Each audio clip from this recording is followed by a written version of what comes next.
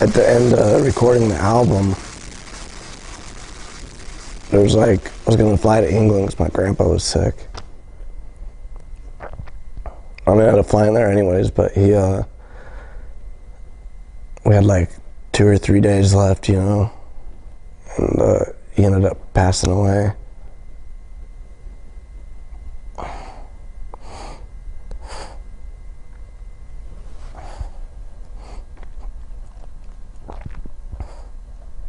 So I went in the studio. I'm just like, turn it on, you know, turn the mic on. And just let it go, like.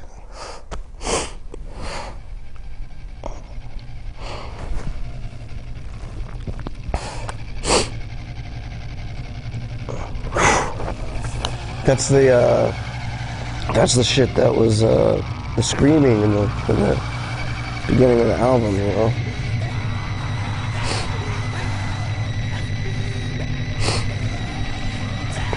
I guess that kind of set the pace for that one. So everything after that, man, just got crazy.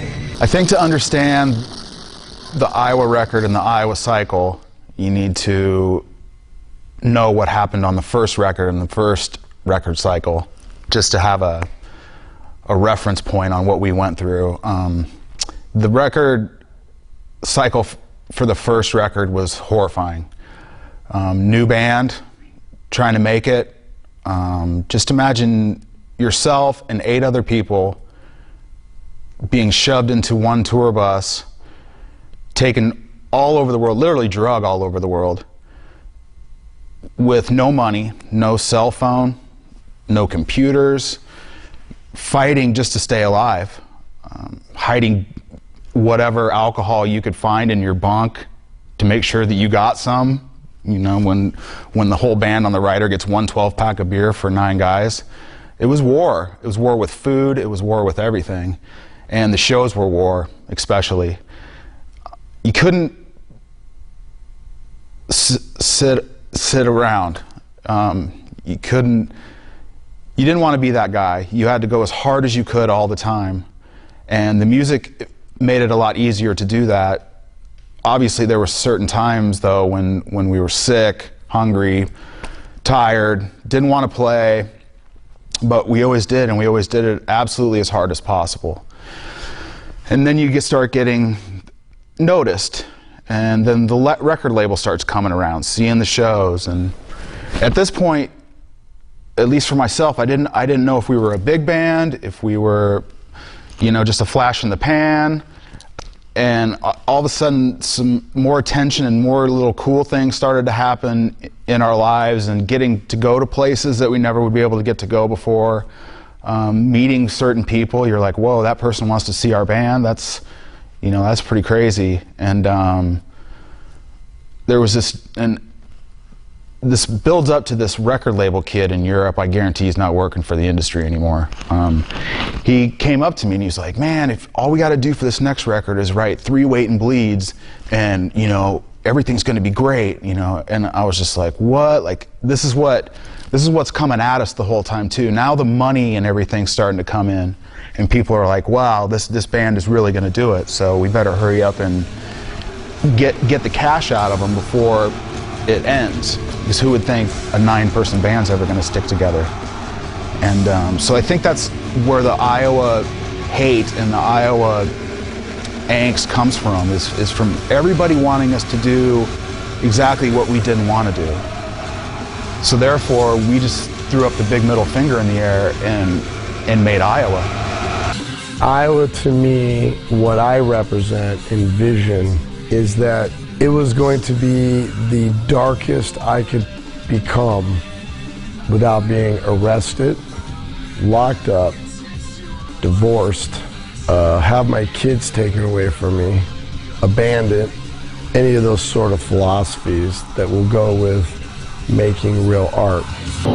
Iowa is an example of how we succeeded and failed on so many fucking levels. It's the darkest fucking album I've ever heard.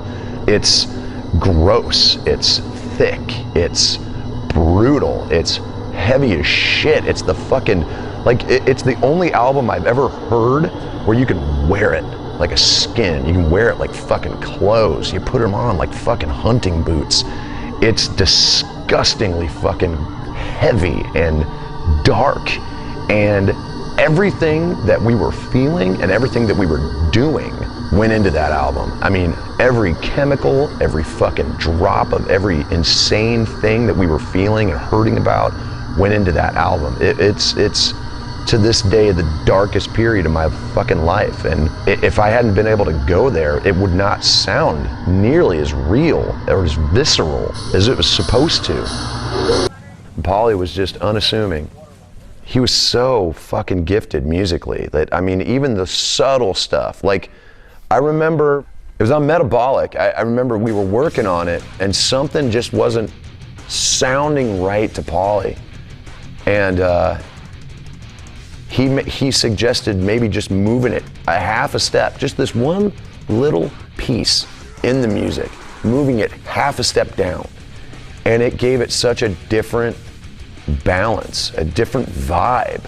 And it was genius. I mean, it was the first time that I'd ever, like, he had such a great overview for music, and yet such a great ear for just subtle nuances, man, just little things, moving it around, trying different positions, you know. I mean, just that little slide, and the song made so much more sense. I mean, everything, like all the exposure that I'd had to people writing music and whatnot was so basic until then, man. You come up with a riff, you know, 2 and 2 equals 4, and you got a song. And yet he heard so much different shit. He taught me a lot about writing music. He taught me a lot about what to listen for. He taught me about, you know, it's like you can't just look at the overview. You got to listen for the details. You know, you gotta fucking get into it. And he just had such a gift for that. And the great thing was like when he was playing, he had no ego, man. He could lock in with the riff, and then he could lay back. You know, he could lock in and bounce back and forth between the riff and the drums, you know, and supply that backbeat, supply that natural bass that you know, a lot of technical players are very reluctant to do. I don't really remember a whole lot from the recording of the Iowa record. It was kind of a dark time for me anyways, and it was the first full record that I worked, you know, with the band on. Basically, when we got done touring on the first album cycle, we finished Tattoo the Earth, and like, you know, less than 3 or 4 days of being home, Paul was already calling me up to, you know, to go over to his brother Tony's basement, where him and Joey were working on, you know, we're already working on some of the demo stuff for the Iowa record. So essentially, you know, not even having a break from the first album cycle, I was already over with Paul and Joey working in Tony's basement on, you know, on the Iowa record. And, you know, we did that for a few weeks. Like every night we'd get together, you know, and play for a few hours through all the tunes that we had at that point. And, you know, we knew we were going to do it with Ross, and we found out we were going to do it at Sound City, which was, you know, pretty epic studio in the Valley in LA. You know, some great records have been done there.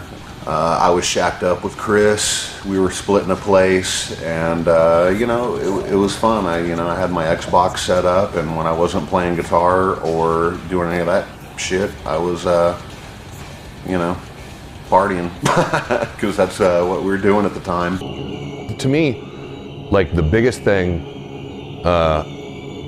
during that time that was the most influential on all of us was the business stuff. It was people who were meddling, people who were fractioning our band off into separate little groups, people who were creating conflicts where there didn't need to be any. You know, and that was dark. It was a fucking terrible time. You know, once you have a band and you start having some success, the people who are you know, were the people that they were are no longer, you know, and that's usually for the worst, you know. I mean, it's easy to inflate people's egos. All of a sudden you got people around you telling you the best whatever, you're the great, you know. It's how much do you listen to that? How much do you pay attention to it? You know, and what does it do to you? You know, it's all very poisoning. The entire industry is very poisoning. It takes, like, you know, what was once fairly innocent, decent people and can turn them into absolute monsters, you know. So, I mean, that's something that was taking place at that point. Not that anybody turned into a monster, but people being affected by all of the shit that's outside, you know, coming in on them. And all of a sudden you've got more friends than you've ever had. You know, everybody wants to be your buddy. Girls who wouldn't fucking spit on you if your hair was on fire, or, you know, asking for phone number, things like that. You know, it's pretty disgusting, really. You know, in terms of getting to see a darker side of humanity that you never got to see as just being a civilian that went to work every day, you know? I don't even know really where to start with how to describe this record, being as probably the darkest place that this band's ever experienced, ever. And that's what made the record. If we weren't in the place that we were at that time, this record wouldn't exist. And the first record was fun, this one was complete hate, and I listen to it now and it actually scares me. But I love it. I love it more than anything. At this point, I'll sum it up like this, just with what I have to say, is I love my 8 brothers. There's no one like them. There's no one that can replace them. There's no prosthetic for that. Not to heal a hurt heart. But Paul's still here. Iowa's still here.